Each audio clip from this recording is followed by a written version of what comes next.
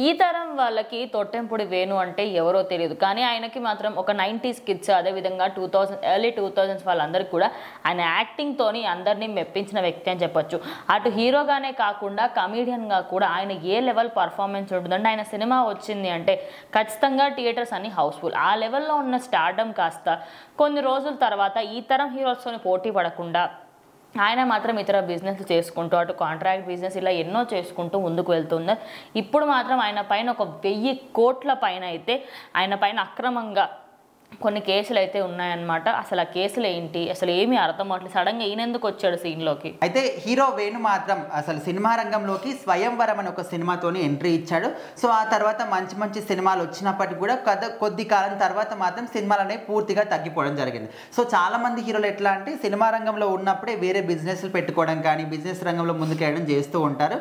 And ఇంకొంతమంది ఎట్లా అంటే సినిమాలు ఆగిపోయిన తర్వాత ఈ విధంగా అవకాశాలు తగ్గిపోయిన తర్వాత కొంచెంగా బిజినెస్లు చేసుకుంటూ వాళ్ళు మాత్రం ముందుకు వెళ్తూ ఉంటారు. సో అదేవిధంగా ఈయన కూడా ఉత్తరాఖండ్కు సంబంధించిన అక్కడ విద్యుత్ శాఖకు సంబంధించి కొన్ని కాంట్రాక్ట్లు మాత్రం తీసుకోవడం జరిగింది. సో ఈయనతో పాటు ఇంకా 2 సంస్థలు కూడా కాంట్రాక్ట్లో పాల్గొన్నారు. సో వాళ్ళు ఎవరంటే రిత్విక్ కన్స్ట్రక్షన్స్ అదేవిధంగా ప్రోగ్రెసివ్ కన్స్ట్రక్షన్స్ అనమాట. సో వీళ్ళు ముగ్గురు కలిసి సజావుగానే చేస్తున్నారు.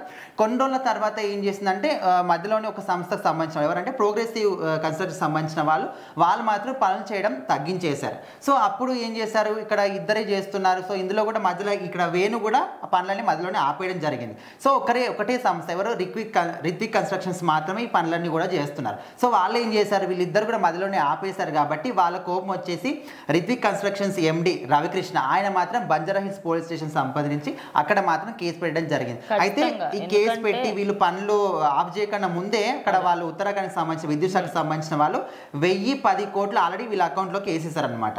సో ఇక్కడ మేము అకౌంట్లోకి డబ్బులు వేసిన తర్వాత మీరు పనులు ఎందుకు ఆపేశారు అండ్ వాళ్ళు అడగకన్నా ముందే ఇప్పుడు వీళ్ళిద్దరు ఆల్రెడీ ఆపేశారు కాబట్టి ఉన్న ఒకటే సంస్థ మీద ప్రెజర్ అనేది ఎక్కువ అవుతుంది. సో వాళ్ళు వీళ్ళని క్వశ్చన్ చేస్తున్నారు. అందుకోసమని వీళ్ళు మాత్రం ఈ 1000 కోట్ల మోసం జరిగిందని వెంటనే ఈయన మీద కేసు పెట్టారు. ఎందుకంటే ఈ మధ్య కాలంలో ఇలాంటివి ఎక్కువ అవుతున్నాయి అనమాట. ఇప్పుడు ఏదో 2 కన్స్ట్రక్షన్ కంపెనీస్ ఉన్నాయి, వాళ్ళిద్దరూ సడన్ గా చేతులు ఎత్తేసరి కంటే ఈ రిత్విక్ అనే సంస్థ ఏదైతే ఉందో ముందు నుంచి చాలా అంటే మంచిగా ముందుకు వెళ్తున్న సమయంలో వీళ్ళు పార్ట్నర్షిప్ అవుతాను అని చెప్పడం అదంతా అక్కడ వరకు బాగానే ఉంది.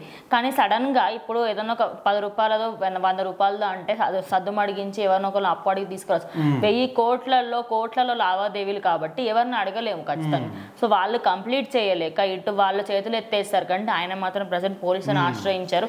ఇక ఇది తెలిసిన వాళ్ళు కూడా మధ్యలోనే ఎందుకు మానేశారు అనుకుంటే ఏవైతే ముందు ఇప్పుడు వేణు కాకుండా మిగతా ఏవైతే 2 కన్స్ట్రక్షన్స్ ఉన్నాయో సో వాళ్ళిద్దరి మధ్య కొన్ని మనస్పర్ధలు రావడం వల్ల అంటే మీరు ఎక్కువ పని చేస్తున్నారు మేము తక్కువ పని ఇట్లా ఈ విధంగా కొన్ని మనస్పర్ధలు వచ్చినప్పుడు వాళ్ళు విసిగిపోయి వాళ్ళు మాత్రం మేము మొత్తానికే చేయమన్నట్టు వాళ్ళు అయితే ఆఫ్ చేయడం జరిగింది. సో ఆ విధంగా మరి ఈయనేమనుకున్నాడో తెలియదు, ఈయన మధ్యలోనే ఆపేశాడు. సో మొత్తానికి ప్రజలందరూ కూడా ఇక్కడ రిత్విక్ కన్స్ట్రక్షన్ మీద పడింది. అక్కడ ఉత్తరాఖండ్కి సంబంధించిన విద్యుత్ శాఖకు సంబంధించిన వాళ్ళు కూడా వీళ్ళని క్వశ్చన్ చేస్తున్నారు. వర్క్ ప్రెజర్ వీళ్ళకే అవుతుంది. సో అందుకోసం అని విసిగిపోయిన వాళ్ళు 1000 కోట్ల మోసం జరిగింది అనే విధంగా ఇక్కడ బంజారాహిల్స్ పోలీస్ స్టేషన్లో అయితే ఆశ్రయించారు. సో మరి దీనికి సంబంధించి కేసు ఎక్కడి వరకు వెళ్తుంది అంటే ఈ మధ్య కాలంలో సినిమా రంగానికి సంబంధించిన వాళ్ళ మీద కేసులు అనేవి సర్వసాధారణం అయిపోయాయి. సో మరి ఈ కేసు ఎక్కడి వరకు వెళ్తుంది అంటే అది సినిమా రంగానికి సంబంధించి ఇట్లా ఎవరైనా సాధారణ ప్రజలు పెట్టారా, పోలీసులే స్వయంగా పెట్టారా, తొక్కిసలాడి ఇదంతా కూడా ఉంటుంది. సో ఇది ఇక్కడ మన రాష్ట్రానికి సంబంధించింది కాకుండా ఉత్తరాఖండ్ అంటే వేరే రాష్ట్రానికి సంబంధించింది కాబట్టి మరి అక్కడ ప్రభుత్వం ఎలాంటి చర్యలు తీసుకుంటుంది, వీళ్ళు ఏమైనా సంజాయిషి చెప్పుకుంటారా అని దాని గురించి అయితే అందరూ వెయిట్ చేస్తున్నారు. చూడాలి మరి ఏం జరుగుతుంది ఏంటి అని.